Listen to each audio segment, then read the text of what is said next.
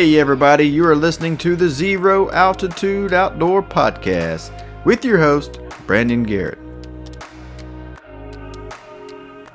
For this podcast, we would like to thank Txtorches, offering quality lighting solutions at affordable prices. Our favorite are their headlamps, the Elite Series and the Predator Series. Super bright LED, fully waterproof, rechargeable, backed by a limited lifetime warranty. That's Texas tough. You can reach them at TexasTorches.com.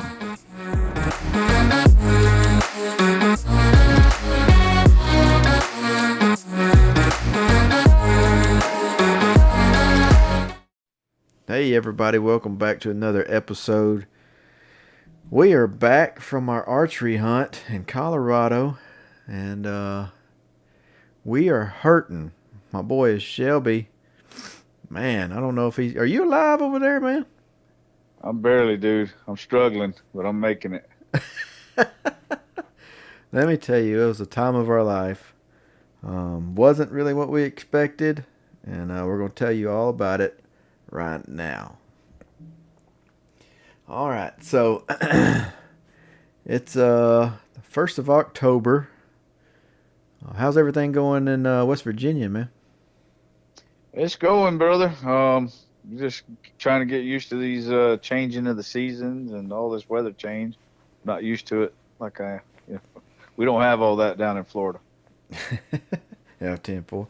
Yeah, shoot, when we left, man, colors was really popping, man. When we ended up leaving, it really changed in our 2 weeks there, didn't it? Yeah, it was. I mean, Colorado's, that was first time really hunting there, but that was beautiful, just beautiful. Yes, sir. It is definitely. I mean, somebody named that place just right, man. Lots of colors, and it is beautiful, very colorful. But let's just jump right on to it. We had a podcast. Our last one was in the truck. We were like an hour or two away from our destination. And we'll just pick up right where we left off. So we're going to a unit we've never been before, and our plan was to hike in what we were thinking 8 to 9 miles. Okay, and we're not packing light. Okay, we are not packing light at all. We try to do it all in one evening to try to make this glassing point. So when we showed up to our little parking spot, it was nothing what Google Earth and Onx looked like, right? Nothing. We were afraid we couldn't even make it over the hill and down into our little parking spot. We had to get out and go walk it and make sure. Yeah, just that little entrance was so... that was one of the steepest places. And we're driving a truck, and we don't know if we can make it. Yeah. We was holding a little, like a 10-foot or 12-foot enclosed trailer, and, my truck's so high, we were having trouble in, a few spots dragging the rear end, so that's what we were kind of looking at, we were worried about. Well, we made it. We got all of our gear ready. We made it midday-ish, maybe a little after lunch. And we started prepping all of our gear. Shelby had the tag. He had his bow and everything. So we set up the target. And, you always want to make sure you shoot your bow or your weapon when you make it to your destination. Just to make sure, man. Those roads are rough and a lot of bumping and knocking around. Even though, most everybody has fancy cases and everything like that. And, man, you just want to be sure, So, we put the old target out there and I was going to shoot it, man. Tell them what happened. Well, I went to that from single pin. I went to a 5-pin site, which told us something new. But elk hunting, I learned really quick, that single pin works under whitetail conditions, not so much for the elk conditions. True. So change that and set the target out there at 20 yards and put it on my 20-yard pin and And I knew before I left. I mean, I was dialed in. I mean, I was touching arrows. Right. Pulled it back, let it fly, and we don't hear the thump of the target. We just hear gravel and rocks and Sparks fly after sparks that. flying. Well, I think Look you at set each it up other at like, what the heck? you set it up at 40, right? That was a 40. Yeah, it was 40. Was it a 40? Yeah, that was a good long shot because you were pretty confident. I mean, you like Oh you yeah, said, yeah, yeah. You're yeah, right. You're right. you're on. You know, you've been shooting all summer. Yeah, I said might as well, right? Put Right. it at 40. Mm-hmm. Okay. Well, so yeah, we put it put it there at 40 and just right over the target. And I'm like, oh my gosh, something's not right. Yeah. So then we start talking. I'm like, man, is it the altitude? You know, I mean, Right. we were at 10,000 or something. Something like that. Yeah. And I'm like, was it the altitude? Is it that much different? And we just start second guessing. And now I'm like, I'm breaking out the Allen wrench. I'm starting to talk about doing micro adjustments. Uh, You're arguing with me like, no, man, got to do a big gang adjustment. I'm like, no, man, yeah. you You do just want micro. You're like, to. Yeah. You we're just gonna want be them. here all day. No, it's like, man, we ain't gonna make it to our destination. Yeah, you just want to And move the individual pins, and I was like, no, you just need to slide your whole slider, you know. right. And it's a good thing we was arguing about it because you happen to notice. You're like, hey, is your setting supposed to be on 6 for 60 yards? And I was like, yeah. You're like, well, it's not. And I look, and sure enough, dude, it's down probably, the good 60, probably for 65 yards, 64, Mm-hmm. 65. So I'm like, oh my gosh. A So I little put it simple. back, pulled back, we shoot it again. I mean, dead nuts. And so we didn't, thank goodness we didn't start messing around with the sights. Oh no, well, just a little simple arrow like that, right? That's just so crazy. Yeah. And we never found that arrow. That arrow was No, gone. that sucker's gone. We looked for that thing. We didn't want to waste too much time, you know, because we knew we had to get on the trail. So we looked for a good 20 minutes. We're like, all right, man, we're just gonna write that one off. Yeah. I mean, the important part was, we recognized that something did move, which, we got them SKB cases, man. Those are the Hmm. best cases Oh no, I've ever found. And, no doubt. still it moved. So, like you said, you better check your stuff. And, Hmm. I definitely, after that miss, wasn't confident.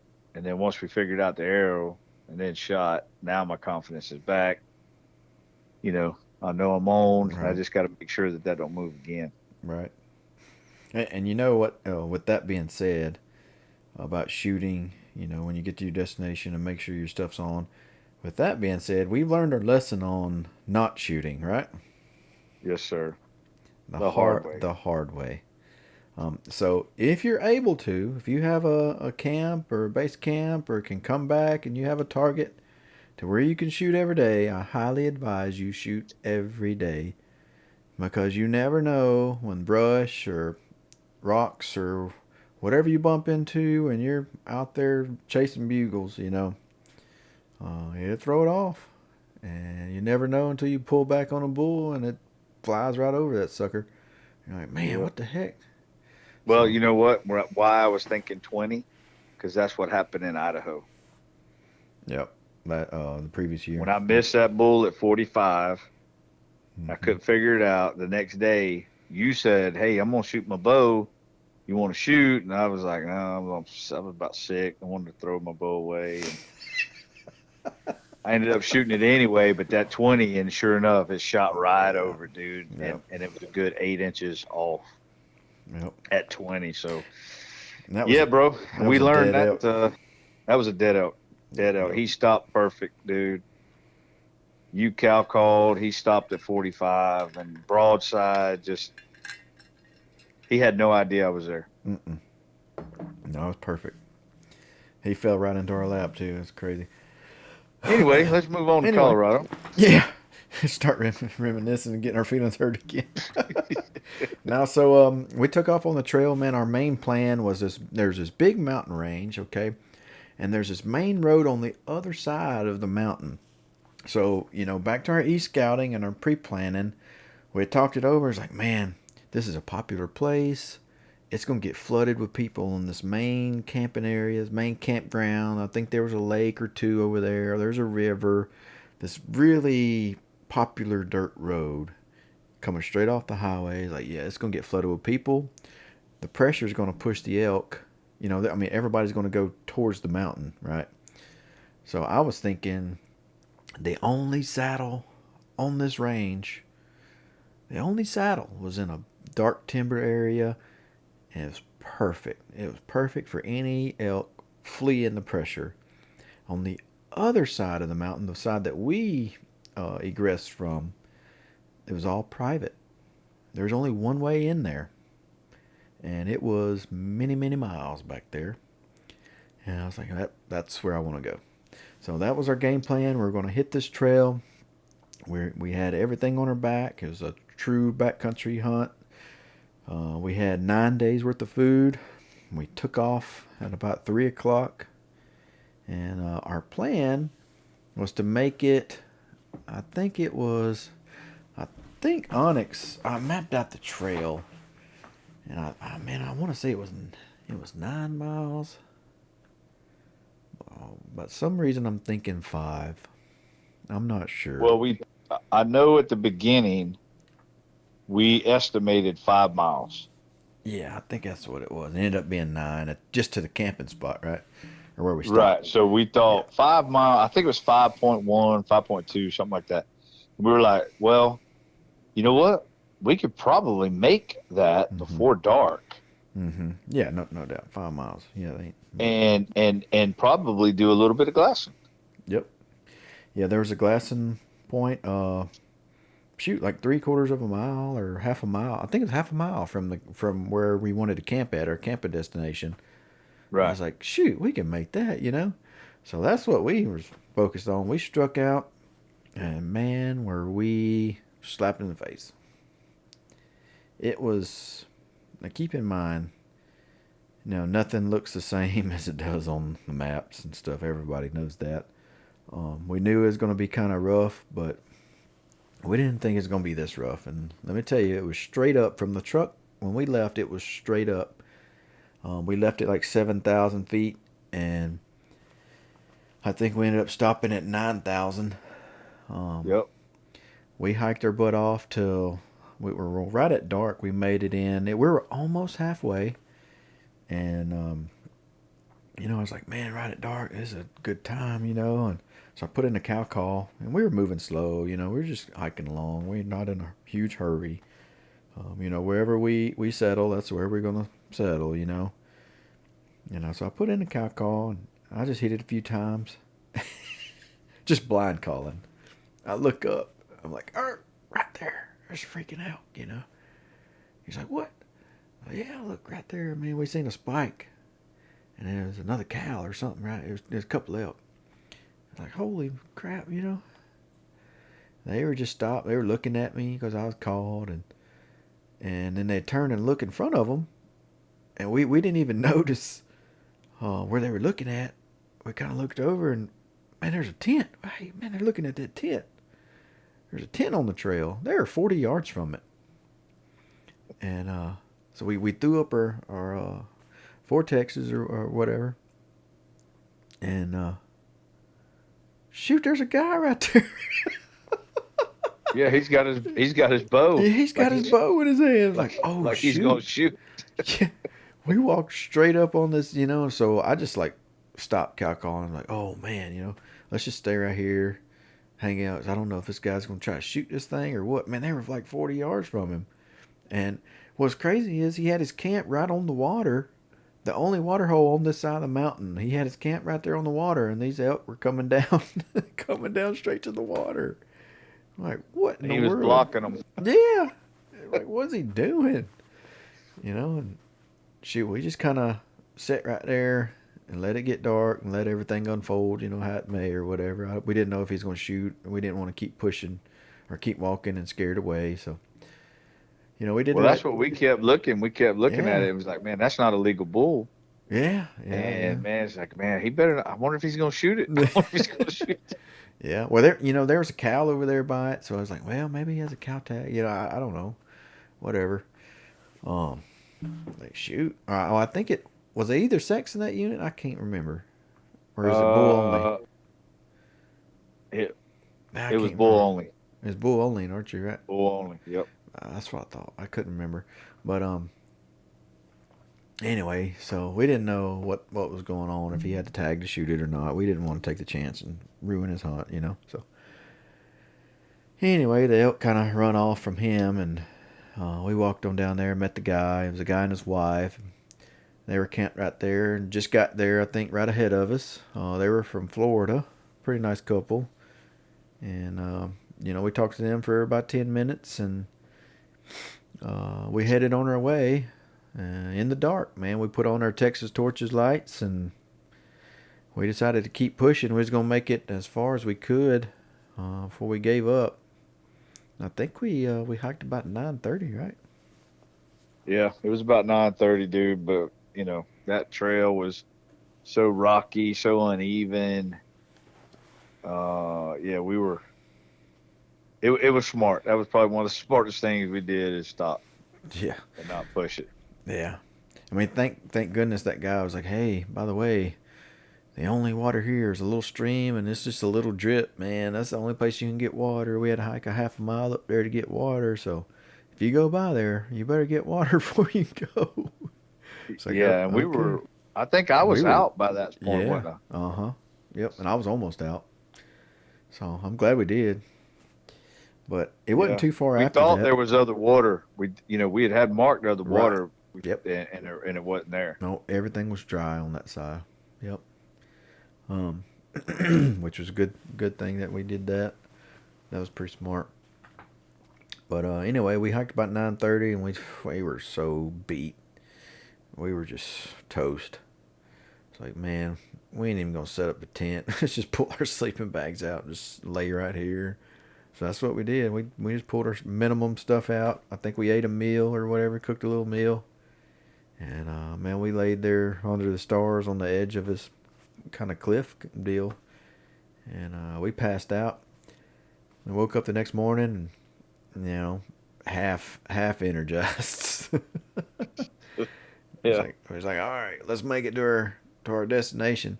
Even then, it still took us to mid morning. It was 10:30, something like that, just to yeah, make it. just to make it there Yeah, from where we stopped. yeah. For that, we were halfway. Yep. Crazy, man. I can't believe we were thinking that. But so 5 miles on Onyx, I marked the line and I traced it out, all that junk. 5 miles turned into 9, and it was all straight up. So we're headed up there, trying to make this first camping spot, and about 8:30, we were just walking up the trail, and it's going back and forth, kind of side hilling this little hill.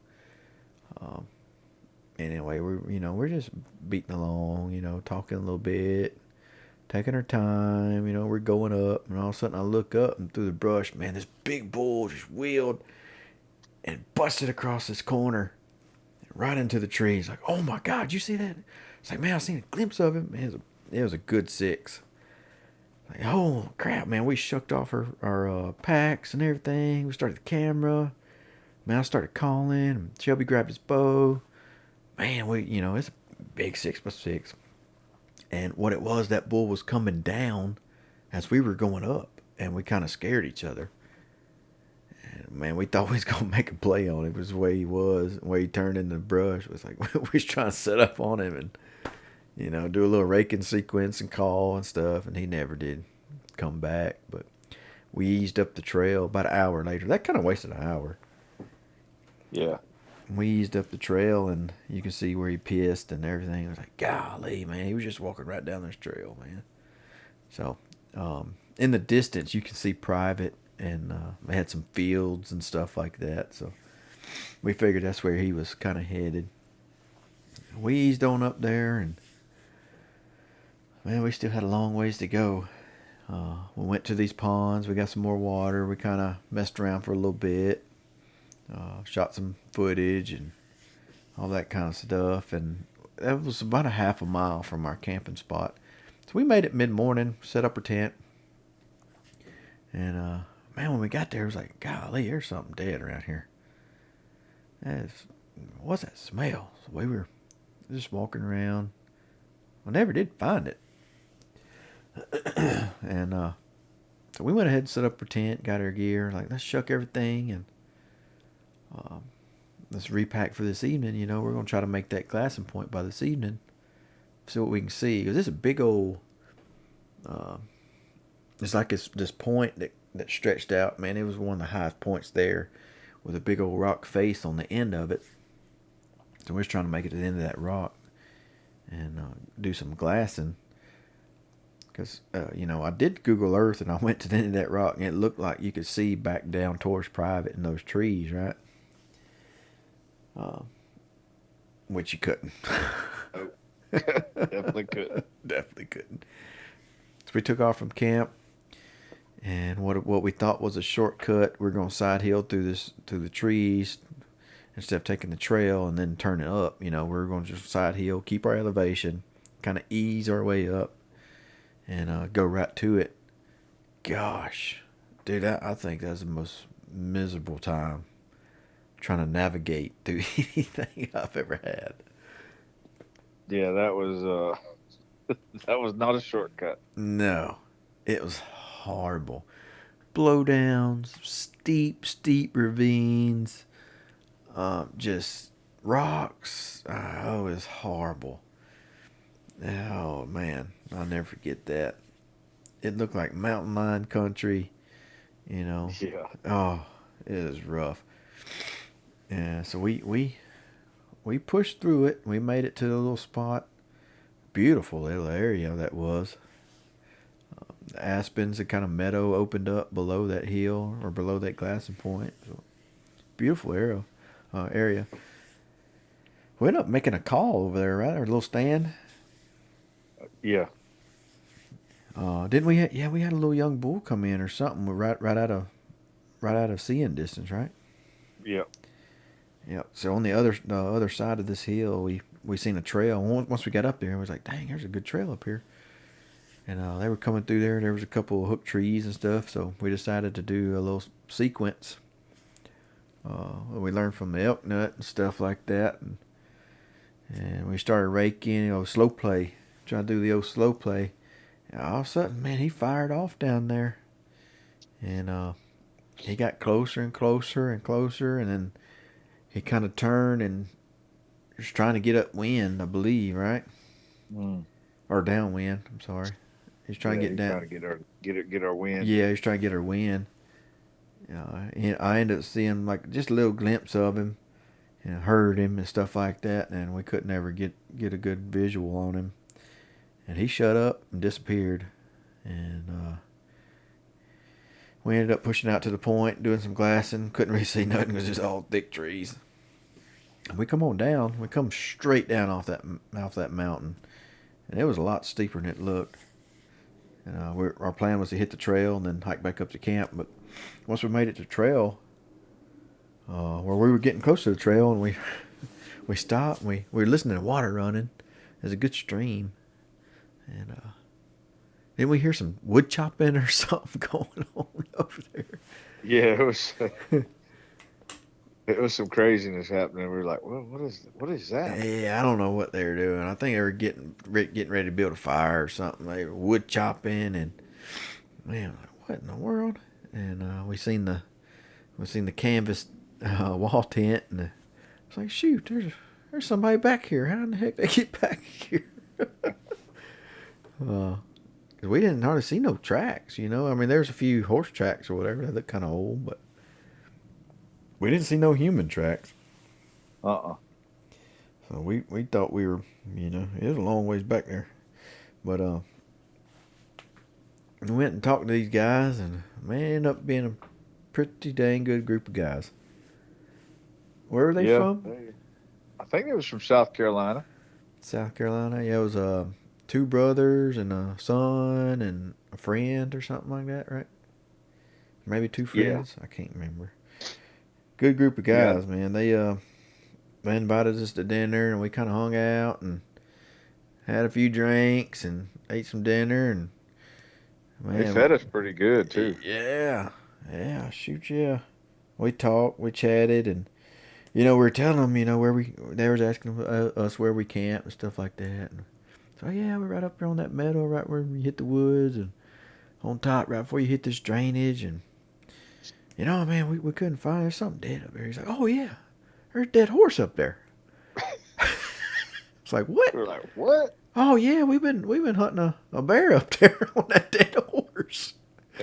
So you Yeah, they kidding? had some on video they showed us. Yeah, yeah. I mean, 100 yards from the camp, there's this dead horse. Something. What did he get in V's or yellow Yeah, they hit. jackets or Yeah, yeah. something? While the guy was cutting up the wood and clearing the trail, he hit Some yellow jackets or bees or them something, right? yeah, in the ground. They were Yep. in a ground nest. Yep. He ended up breaking his leg or something, and he had to put it down. Yep, he Sad sure deal. did. Well, yeah, that ended up being right by our camp. We had no idea. We kind of got a whiff, but I guess the thermals was switched in, and uh, when we walked up there, we really couldn't smell it because the thermals was going up or whatever. And boy, that night we got up there in the tent. Oh, it's just it's pretty stout. But yeah, there was a pretty nice cinnamon bear. Um, there's a couple bears actually coming at that Yeah, horse. It had already been several days and everything, and they were kind of hunting that bear. They had bear tags, so they were hunting the bear on the horse. But anyway, yeah, good group of guys. We ended up seeing those guys. We went down there and visited them. That was about a mile down the drainage. But we went down and visited them a couple nights. Man, they fed us elk and deer, and man, we had chili and had drinks. Nice talks by the fire. Man, they did us right, man. yeah.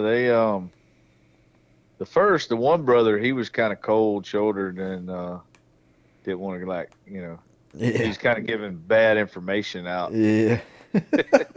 The other brother, he was like a free spirit. He was like Uh-huh. telling us everything, and you could tell the one brother's like, hey, hey. So then they realized, we were sharing the same, basically same information and Yeah. being truthful about it. So that's when the one brothers come loose a little bit. It's like, oh man, we've been seeing a bunch of elk down here Yeah. Yeah. Something like that's a tradition. They were packed in or something. Packed in from the other side. They come from the from the other side. right, Yeah, right. Yeah, come from the private land side and got packed in there, and they've been doing it for like 11 years or something. So that's kind of a yeah, tradition to them. But yeah, like you say, they were at first, of course, nobody's just gonna give away information right off the bat. But man, once we started having some drinks and eating and having a good time, and me and Shelby, we were just telling them everything we seen, pretty much. And it wasn't much. Um, I'm just searching for elk, We're way back there. They couldn't even believe we were back there. Like, how'd you get yeah. back They there? couldn't believe we walked. They were like, "You walked back here? Yeah, Where'd you park?" And we told them, and they were like, "Oh my god." yeah, yeah. We were on in there. I think it was to their camp was a little over 10 miles, and where we ended up camping later after they left was 12 miles. So we were 12 miles deep. Yep. Yeah, pretty rough, but yeah, man, good group of guys. We appreciate them, and we had a good fellowship with them, man. Yeah, that one evening, that kind of hit the spot, dude. When they took us in, they fed us, and then they had that water running, from the creek. Remember, we was going on a Oh creek and they had yeah, it run right through their tent. yep, yep, Oh sure did. man, that was a lifesaver, dude. We were beat. We were beat that night. Yep, sure was. But they were leaving. They were there another 2 days, and we went up high, And they were kind of telling us, there was some elk up high early and stuff like that. And we went up high anyway. We had some waypoints that we wanted to check out, and sure enough, there were elk up there early season. We checked that saddle, and we checked the dark timber, and we were over 12,000. We were way up there. We really just didn't see any fresh sign or hear anything, or man, just they wasn't there. So we come down, and these guys were telling us, hey, if you go on the low end and next to the private and this and that, we heard bulls bugling, and it was like, really? And this unit there, is known for silent elk. Everything you read in the forums and everywhere is silent in this unit. So we're like, what? Bulls bugling? All right then, so we didn't want to interrupt them because they were still going down there. So we let them, the day they were packing out is when me and you went down there, right? Yep. Yeah, so we decided to go down there.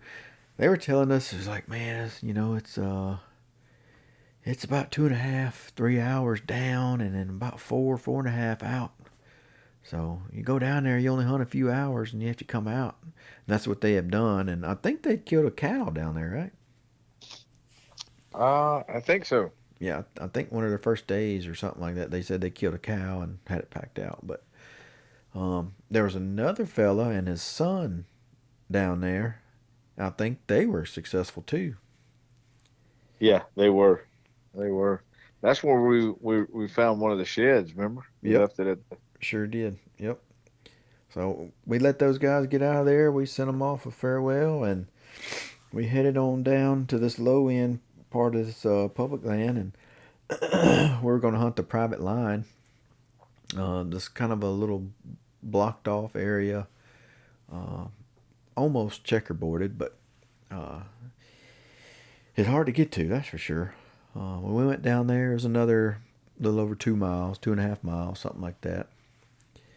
And we got down there. We tried to find the hill, the highest point we could to glass and see what the area looked like, see what we can see. And we hiked up there, and man, we looked over into private, way into private, like, was it 2 miles away or something? It was a long ways. Yeah, it was a good piece. Ways.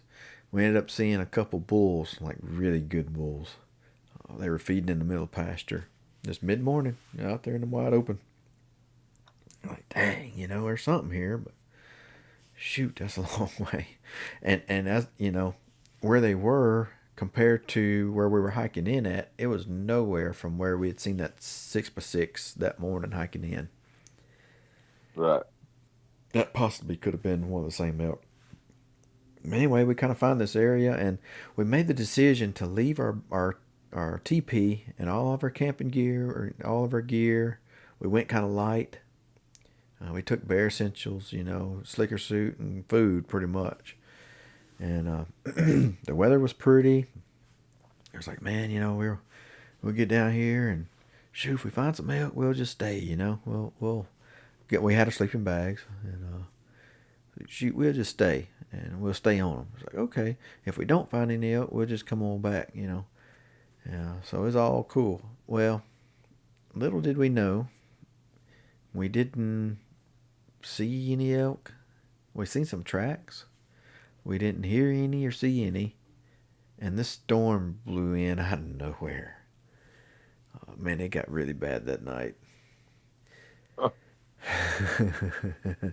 So they were telling us a little shortcut to take up this fence line to come back up. So we hit this thing, and it was dark, and this thing was thick, and we had to hike this big hill straight up, and there's a bunch of switch cane, and golly, that sucked.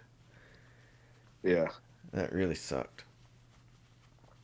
But we made it up back to a stream or a creek where the trail had crossed. It was like, man, this is where the guy and his son apparently camped. There was a shed there in camp, and you could see where they'd hung meat and stuff up. So it was like, man, this is where we need to be. So it's like, man, it started raining, and this wind was blowing in, and man, all we had was our slicker suits and sleeping bag.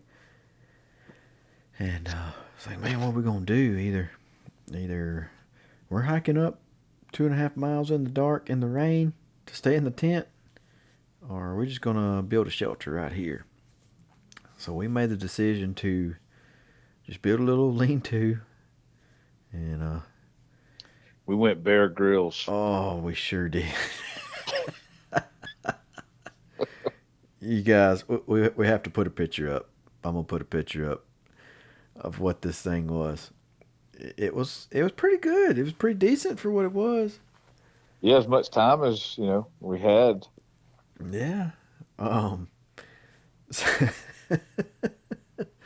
So we cut all these fir limbs and we stacked all this layer upon layer of stuff. And we worked on that rascal for till 11 or so at night, right? And then we tried to build a fire. Oh, it was it was horrible. And that's not even the beginning of it. So we made this shelter big enough for me and him to sleep in it, and got all of our gear under there best we could. And it was, it's deflecting the rain. I mean, for the most part, there's a lot of seepage and stuff going on too, because it poured for a long time. Yeah, it did. I mean, honestly, dude, it held up, minus drips, just little drips. Right. It held up for a little bit. I mean, we didn't do too bad. No, it was pretty good for what it was. For all we had. We didn't carry really no saws or anything like that with us. We had bare essentials. We were breaking by hand. Yeah. So we worked through the night on this thing, and we got something to eat in the rain, and then we was going to try to make a fire. So we're finding sticks and wood and logs and everything we can find to burn, and it's in the rain, and we're down on our knees and huffing and puffing, and oh, it was horrible. We're freezing cold, we're wet, and about 11:30 or so, maybe a little after, we decided to lay down and try to get some sleep. And I ain't gonna lie, me and Shelby kind of huddled up, got kind of close, and we got all of our gear on that we had, and it did its job for the most part. But you can only lay in that stuff and take so much. It's gonna come through. We were wet, and me and him tossed and turned, and we'd huff and puff, and we kind of, we can lay there and get a little shut eye. We wake up, lightning and thunderstorm. It's like, man, what we say, it's got to be 4:30. Gotta be. We look at the clock, and it was like 1:30. It's like, oh my God. And we were freezing. We were shaking. To the bone. We were both shaking and shivering, and we were wet. And, I think we could both handle cold and wet separately, but not together. Nope. Yeah. So we were like, okay, I think you'd got up. He's like, all right, I'm building a fire. Yeah. We had a good fire when we laid down. Uh-huh. We were kind of warm, and it was comfortable, and I think both of us fell asleep for a little bit. Mm-hmm. But it was no time for it to get cold. So when I looked at my clock and it was 1:30, I said, oh no, I'm going to go back out to the fire. Well, the fire just had some embers left, and then we had a pretty good one going, and I started trying to get twigs, and everything's wet. Everything's wet. Yep. And I don't know how long it took us to get that thing reignited, but mm-hmm. Well, we ended up finding that log, that tree that fell over. Busting that. Oh yeah. Everything on top of it was soaking wet. So we crawled under that sucker and started ripping off the stuff off the bottom, which was half dry. And man, that freaking worked out. Yeah, that stuff lit up like kindling. Yep. We got the fire going, and it was Well, that's when we got it going really good, and of course I didn't find out till later, but burned holes in my pants, burned Yep. holes in my shirt. Yep. Me too. Yeah. Yeah. We were taking casualties. I but had but we was warm. and speaking of casualties, I didn't find out later to I had my vinyl harness on and everything. I didn't find out later to we were breaking limbs by hand and we were jumping on stuff and we're twisting stuff around. We're working our butt off to try to get these limbs broke and stuff built. And I ended up jacking up my Vortex binoculars. I twisted the end off somehow and I lost that sucker. Middle of the night in the deep grass on one of those trees, man. One of those random trees. Raining. Yeah, Too. raining. Yeah. I didn't even know it until the next day. Yeah, because you didn't know when we saw elk and you went to glass and you were like, what? Yeah, the whole end piece was gone. What the Gone. heck? Yep. And so we huddled up by the fire from 1:30 to essentially daylight, but about 4:30 or 5, we were sitting there shivering, all huddled up by the fire and hating life. And all of a sudden we heard a bull bugle a couple hundred yards away. He cracked off. We kind of looked at each other like, was that a bull? Yeah. No. By the time he cracked off again, I was like, oh man, we was instantly warm. It was on then, man. We started getting our gear ready and all the cold and wet and miserable that we've been through, all of it was gone. That morning was a awesome morning, right? Yeah, that was phenomenal. So The night sucked worse than probably I've had in a long, long, long, long time. But waking up to those bugles, man.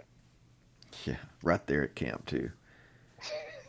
Yeah, that was probably the worst night on the mountain I've ever had. Without a Yeah, doubt. that was miserable. But you wanna tell them what happened when we got our stuff together and what the game plan was when we took off from camp that morning? Well, the first thing was, I mean, we got up. Oh, well, we got up. We were still up. Um, put our stuff together, and we s- we s- we were going to go back to that one area where it was where we had seen. We didn't see any elk there, but we had heard them there going down there. And what our first plan was to go back there, wasn't it? Well, we made it to that fence. We made it like 200 yards to that fence, and that one was right there, just screaming. And yeah, just right off Oh, the oh bat. yeah, yeah, to the edge of the fence there. Yeah, Yep, that cross fence. There was a cross fence in the middle of yep, this place for cows, I reckon. I don't know, but there's the trail went along this fence, and we made it to that fence, and there was one screaming right out there. And we was like, oh God. So we run up the fence. We're gonna cut him off. He's headed to bed, and there was a couple of them screaming. There was 3 or 4 bulls out there, just kind of spread around. Some in the field, some in the timber. It's like, oh God. And yeah. That's when they set off. yeah, it got crazy, like just like we like it. Yeah, So we run up the fence, and this bull's a couple hundred yards away. You knock an arrow, I get on the calls. We start making a plan to cut this sucker off and set up on him, right? yeah, because he was coming. Oh yeah. So I we mean, were. he was right there, dude. We got a setup going, and we were Yep. just waiting on him to pop through. Yep. So we were kind of coming to a head. He was going up, and we were kind of coming parallel with him, and then we kind of turned in front of him, and he ended up getting past us. But we made it to a ridge top, and we went up the ridge through some blowdowns, and we set up, and I made sure the wind was right, and we turned that sucker around, didn't we? Yep. This one in particular, there were several bulls screaming. There was elk everywhere that morning. It was totally different than what it was the day before. It was crazy, but So this particular elk, man, he turned around and we called that sucker back, and he was fired up. So we were in a good little position, and we were doing a sequence, another raking sequence, and man, he was coming in on a string. He stopped about 150 yards from us, and we had the wind right and everything. He just hung up and then went silent. And what we found out was he was just on the edge of the wood line, close to a pond, and he had turned around and he went back up right to the bedding area, right where he was heading anyway. And we were right behind him, right behind him. And there's fresh poop and everything. But those other elk, when they were fired up, and they bugled to like way into the afternoon. Right? Yeah. Right that day. They were fired up. Yeah, they never shut up. I mean, they were like a train, though. They bugled, crossed into private, went to the section of timber, and they just never shut up. And finally, about 1:30 or 2 o'clock, I think they finally hushed. And anyway, we made it to this little wood line right on the private line, and you can tell that's like a little staging area. I mean, there were beds everywhere and poop everywhere. Like, golly, this is the spot, It was like the tiger's den almost. But we were pretty pumped up that morning. That was a good morning, even though we didn't get an opportunity. I mean, we didn't get a shot or anything like that. They were fired up all around us.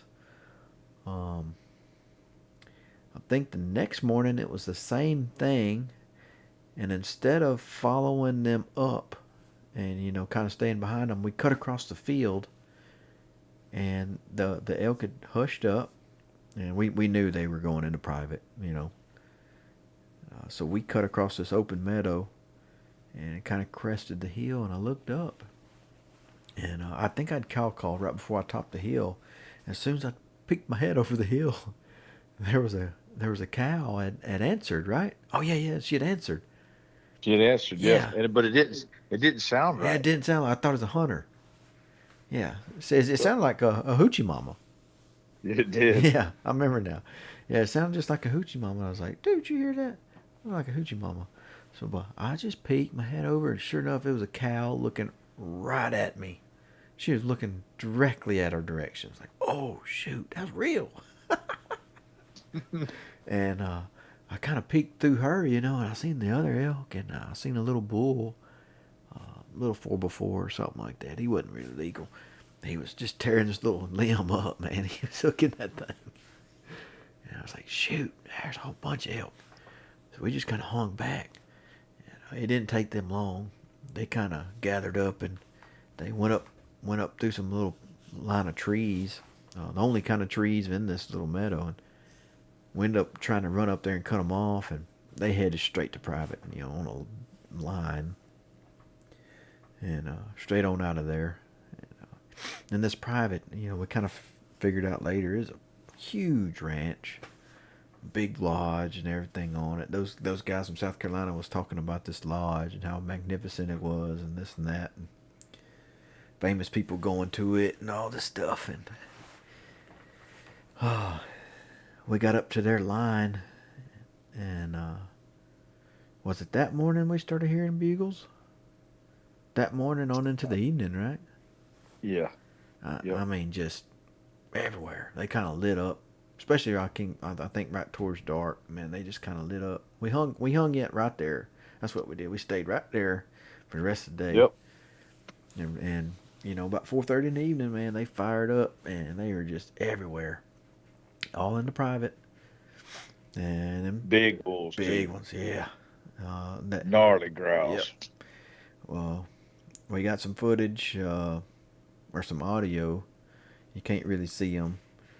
We got some audio, man, just gnarly, roaring growls. Just, sound like a brimmer bull.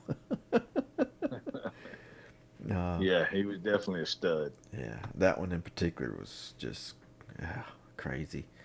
There was 15 or 16 bulls in this private, kind of spread out in this timber. We were looking on Onx, and man, there's 1 or 2 ponds in there, nice green field, and they had timber. I mean, they had everything you can ask for, and them suckers knew where their line was. They would not come over. We did everything we could, and we had that one come within 200 or 300 yards, and he just stayed on top of a hill. He would not come down and cross the fence. So we kind of, yeah, he walked back and forth. I don't know how many times. yeah, he was just pacing and screaming, and man, we would make a sequence and do different stuff, and he would come back, and we burned our whole evening doing that. I mean, it was fun, but we ended up seeing some more bears. That was cool. We've seen a lot of bears at this place. I think all in all, 10 or 15 bears, right? Yeah. We glassed a bunch of bears in this particular area. There's a lot of bears. And it actually enticed me to get a bear tag. As soon as I got back for next time, because we're supposed to be going back, right? We're going to go back to that area. Oh yeah. We talked about it. I don't know if we're going to hike in again. That was pretty horrible. Yeah. Yeah. Yes. We'll have to rethink that plan. But as soon as I got back, I was like, man, I'm gonna go ahead and get a bear tag. So yeah, I already ordered it. It should be on the way. But so I got a bear tag, and maybe I can get one with a rifle. But there was bulls all in there, and we kind of talked about it. I was like, you know what, man, we kind of been in this situation before, where these elk, that they know where to go. They know where the line's at. They know it better than we know our Onx maps, man. They know where that public-private boundary's at. And they'll go right over the line, and they'll just sit there and laugh at you. And I didn't want to play that game and waste our trip. We only had, 2-3 days left, maybe? 2 days? I think we had 2 days. Yeah, 2 I days. want to say two days left. Yeah, we'd, by this time, this was like day, let's see. Yeah, this was day 7. So day 7, we had talked about it right there at that evening. We was like, man, we're going to give it one more morning. And if these suckers don't cooperate, we're out of here. We're bouncing. They always say you don't leave elk to find elk. But in this case, they're in private. They're not coming over. No matter what you do, they're not crossing the line. We couldn't get them to. And just the way the terrain and everything was set up, there's nothing we could do. We tried everything. And I just don't want to waste the rest of the hunt doing that, And so Right. we talked about it, and I let Shelby make the decision, since it was his tag, and I had some more areas within a few hours away that we could try where I've been successful before, and I actually never. Well, this one place I never archery hunted. I've rifle hunted. I killed 2 bulls with rifles in this one place. So that morning, about 8 or 9 o'clock, we was like, man, we're going to get out of here. So I was like, okay. So we packed it up.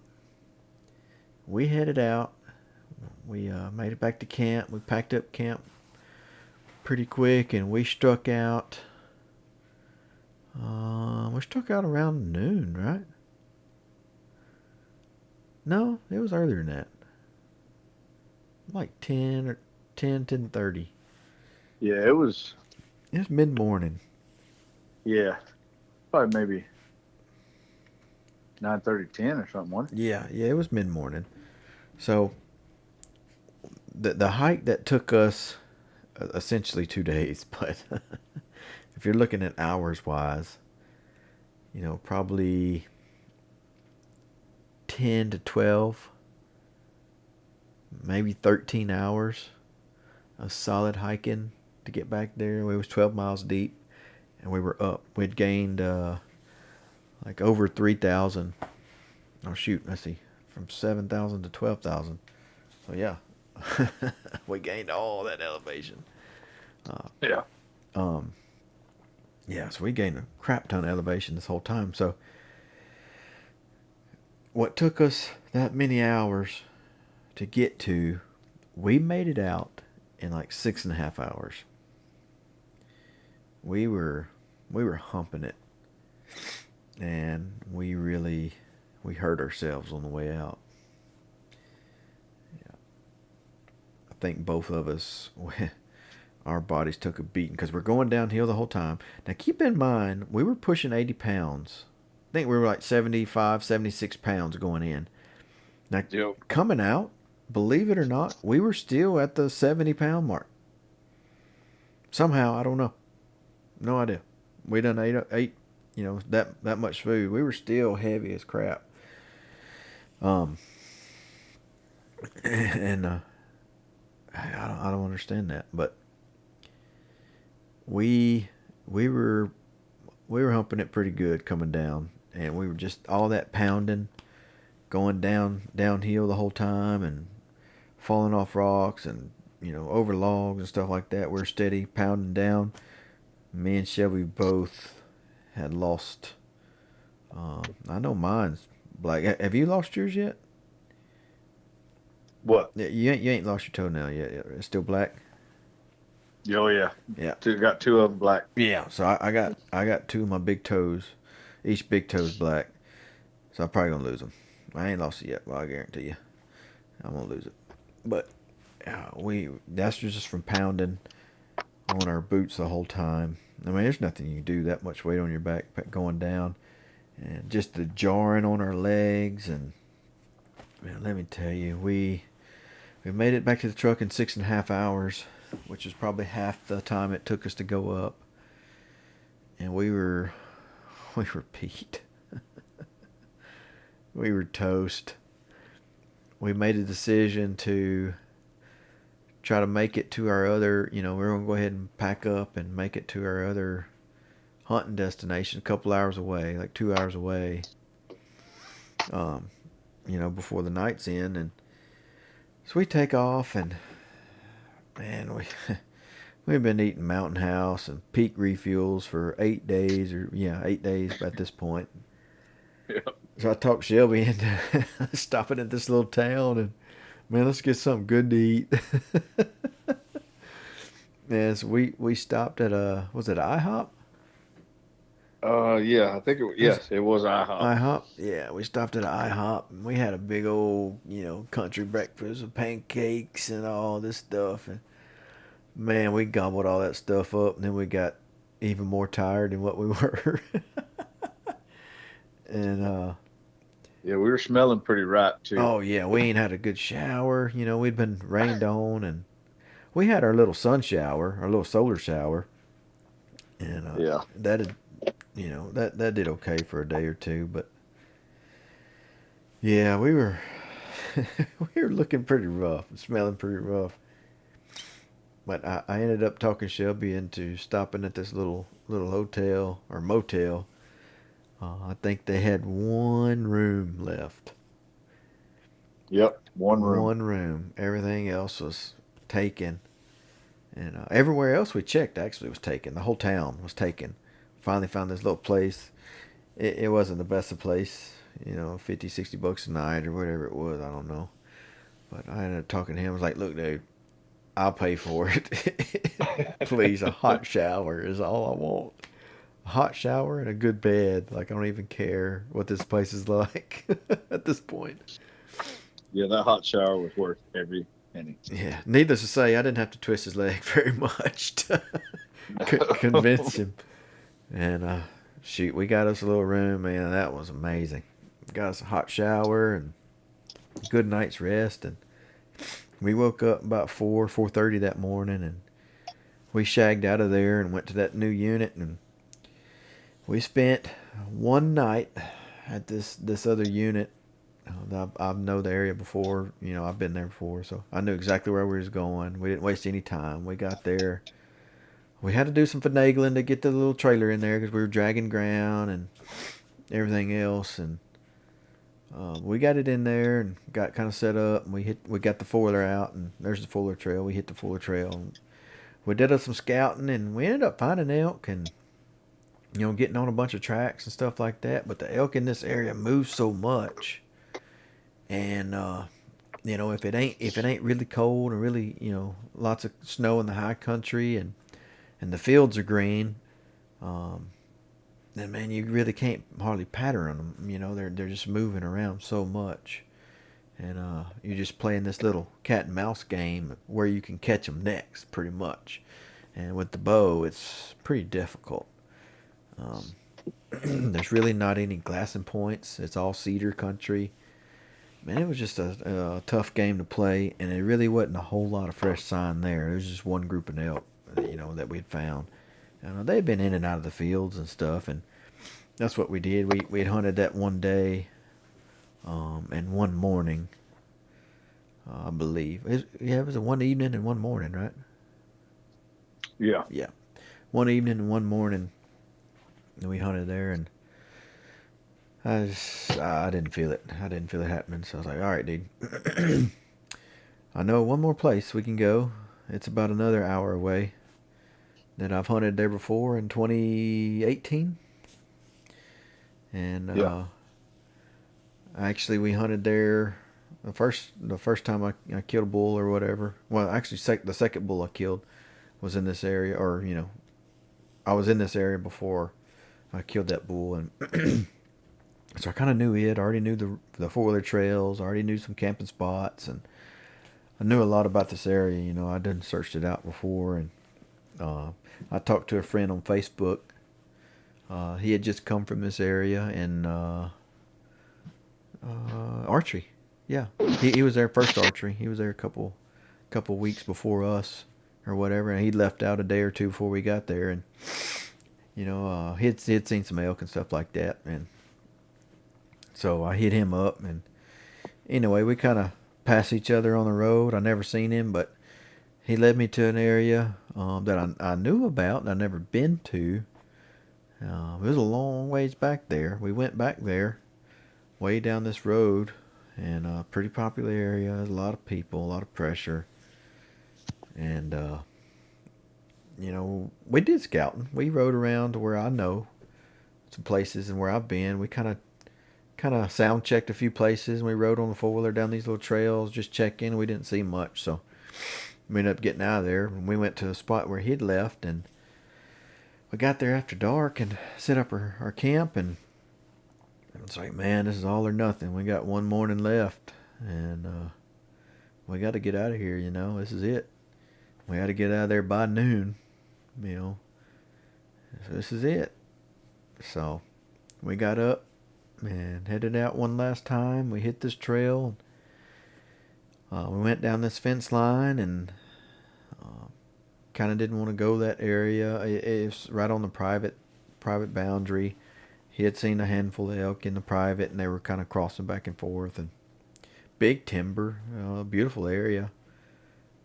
We cut through the woods and kind of we were going to make one big circle, make one big hunt. That was going to take us, all morning, and we'd make it back to the truck, right on time. Yeah, it was like a 5 or 6 mile loop, wasn't it? Yeah, like a 5-mile loop. We just kind of figured it'd make us to noon. And we ended up right there at the end. It was, probably 9:30 or 10 o'clock when we got to messing with a bull. We would sound check every now and then, and just trying to, find something willing to play. And shoot, about 10 o'clock or so, man, one sounded off. We were actually, we just found that rub. It's a fresh rub. I mean, it was still green. Yep. We was like, golly, this is fresh. And about that time, a little lazy bugle right over the ridge. I was like, oh crap, there he is. So we cow call, and he bugled back, and it was on. We set up, and then we called, and I rigged, and all he would do is like these little lazy moany bugles. I mean, something like you'd hear in a bed, but he wasn't in a bed. He was moving. And we gave it a little while, right? Like 45 minutes at that spot, at least. Yeah, because at one point it sounded like we were, he was starting to maybe come to us. But once we climbed up on that real steep edge. Uh-huh. We realized what was going on. Yeah, there was a good trail on that little steep ledge right there, but Yeah. it wasn't him at the moment. So we come back down. Didn't we end up seeing bear, like fresh bear? Yeah, there's some bear sign. It was thick up there. There was bear sign up there. Yep. We come down and made a little loop back to where we started calling at or whatever, and we decided to stick with the trail and kind of head to where he had first bugled at. And sure enough, man, we was walking the trail and we stepped down, and there's this like little ditch thing, and we kind of crossed the ditch, and we were stopped and looking because there's a bunch of oak brush, and we were looking back to where we last heard him at, and man, we caught a whiff of something. It was like, golly, that smells like elk. That's reek, man. Golly. And sure enough, we looked kind of back to our left, and there was a big old wallow. And that's where that sucker was standing. Yep. That's where he was. And it was fresh Oh, too. it was fresh. Yeah, it was muddy, and oh yeah, it was. He just left. It's pea, fresh pea. It ain't even soaked in the ground yet. You know, it just he was right there. We're just a few minutes behind him. You know, man, they've been pretty frequent at that wallow too. Yeah. So we was like, man, what you want to do? You know, it's bumping on 11:30 or something like that. I was like, well, let's just sit here until we gotta go. Maybe something else will come by here and check it. You know, midday. So we kind of hung around and let the old clock wind down to the last minute there. Let everything just soak in our minds what had happened. Oh, it sucks, but maybe we got one more chance. Maybe we can get it done with a rifle. Yeah, we got one more tag. Try to put some meat in the freezer. I don't know. That'd be a good rifle spot. I don't know. I guess we have to talk about it some more, but we may try to go back there. I mean, we've debated on the drive back. We're debating on, hiring that outfitter or whatever, or packer to pack us back there, because there's good little fields and little rifle spot. I mean, it'd be a good rifle area. Yeah, I think so. The only problem is, it's a long ways back there, and just the logistics of everything, and I don't know if I want to take that chance. I don't know. We'll see what happens. We'll make a game plan, and we got a little bit of time. A couple weeks, 3 weeks, I think, something like that. Yep. End of October here. We'll head back on up there and see what we're gonna do from there. But anyway, any takeaways from this trip? Anything we've learned, or any advice to give to our listeners and viewers? Well, for me, I learned we need to make sure we go a little lighter when we go deep. Yeah. I know we planned, or at least, definitely I planned, is like, wanted to try to take as much as we could and be as comfortable as possible. But yeah, that's not the ticket. So where would you cut weight at? Well, I think we could cut weight with food. I don't think we need to take what we took back there, and I think we can lighten it up with some other types of food that is lighter, a little more compact than what we did, and I would definitely say we could lighten up on gear as far as clothes. Mm-hmm. Yeah, I think clothes was a big one for me. I took way too much. I mean, socks, I think I should have put a little more emphasis on the socks versus pants. I mean, literally what we had on, and then maybe a shirt and a pair of pants to dry, just for like the situation where we got wet, Mm-hmm. I think we could have dropped a lot of weight right there Yeah. with those two items. Yep. Feet's very, very important. I know. After that night, we dealt with wet socks and boots and stuff like that. Those Crispies, man, they held up as best as they could. But laying down and laying in water and everything else, rolling around, it's going to seep in there, when you're like Yeah. that. And I think I ended up putting mine a little close to, too close to the fire at one point and got them a little too hot. But I think socks, man, that's very, very important. I think on this next trip, man, I'm going to carry about 3 pairs of socks at least. Yeah, yeah, definitely. Uh, As far as the hunt goes, man, takeaways. I think we had a good game plan. Uh, being new area, for some of it, and us finding elk. mm-hmm. I mean, think about it. We went day one. We went in. We saw elk. Granted, Mm-hmm. it was a couple raghorns, but Right. then we seen that big 6x6. 6, yep. That's the first day. First day, yep. Got our hopes up.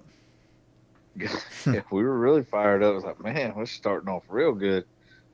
But you know, I think we figured out that area where where it got kind of close to private, and if we had known that ahead of time, we could have positioned ourselves and probably cut those bulls off Mm-hmm. before they got there Right.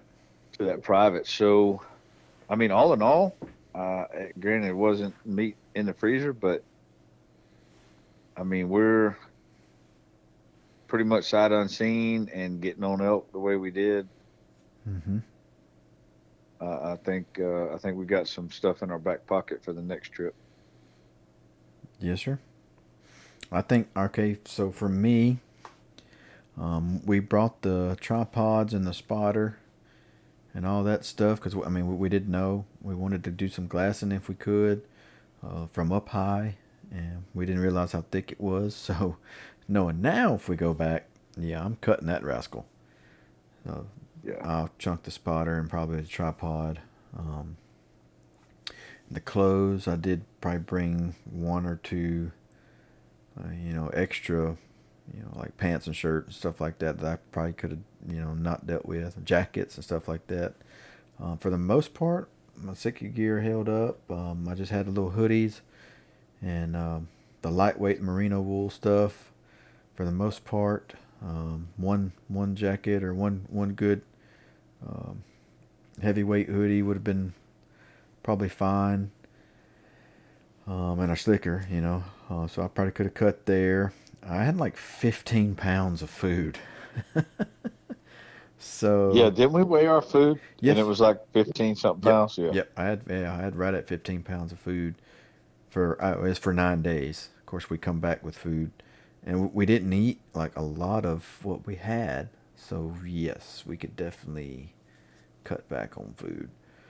Um, we were just thinking, man, we might be putting in 9-10 miles a day, and we need so many calories, and we done, kind of figured it up, and I think it's a little too much, um, even though we didn't make the full 9 days.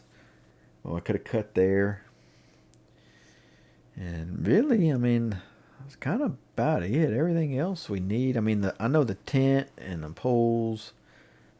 We didn't bring the stove, which would have added another 2 or 3 pounds. But the tent was a big, heavier tent, heavier than what you like for those kind of trips. It was 7 or 8 pounds, I think, for this tent. It was a Seek Outside Red Cliff. Of course, we got the liners and got the aluminum poles and the whole bit, but very, very nice. I really like that tent. yeah, Um, but I think for the most part, we cut stuff that was kind of redundant. We didn't need two of, so we did good there. There really wasn't much else that we could have done differently. So I think we did good there. As far as the game plan and everything, it was a good game plan. Man, we gave it our all. We gave it everything we had. I think I know I lost on our tracking on our Onx. I lost like 25 miles. And oh yeah, we learned a valuable lesson. Yeah, I lost. I hit the wrong button. I left the tracking on for a couple days, and I ended up hitting the wrong button, and I lost the whole track. But other than that lost like 25 miles, we had 76 miles for that week. So we were pushing close to 100 in 8 days of hunting. So we were, we wasn't slacking. Yeah, we weren't hanging around at camp. No, we were getting it. And we moved after we made the decision to leave. We come out. We moved to 2 other different spots, and we eliminated those spots pretty quickly and efficiently. We did find elk at that last one. So looking back, I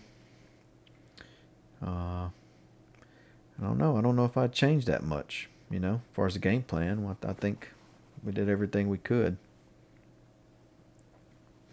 Yeah, I agree. But we might go back to that last spot with a rifle, though. That'd be a good spot, too. Yeah, there's a couple perfect rifle spots. For sure. Yeah, it was very pretty, too. From the time when we first left, it wasn't that pretty. It was actually snowing. What was it snowing? No, it wasn't snowing. No, it wasn't snowing. No, it was just dirty, nasty weather, right? Nasty. Yeah, nasty weather. But of course, it wasn't all colorful or anything like that. But by the time we left, man, it's beautiful. Yep. Really beautiful. So it was a good time of year. But anyway, I think that's all I got for now. We're pushing over an hour. I'll try to wrap this session up. And, man, hang tight. We're going back with a rifle. Probably the same unit.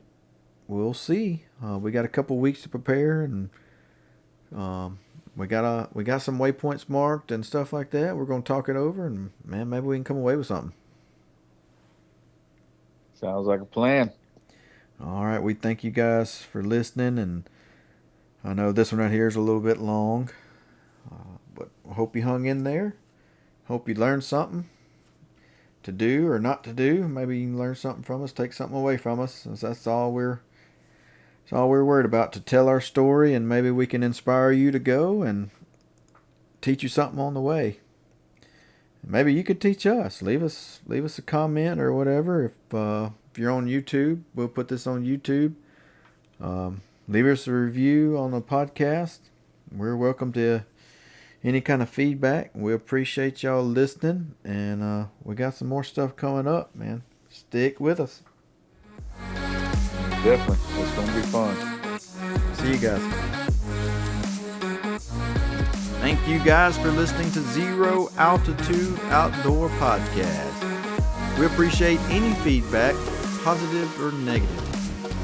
Don't forget, follow us on Facebook and Instagram at Zero Altitude Outdoors.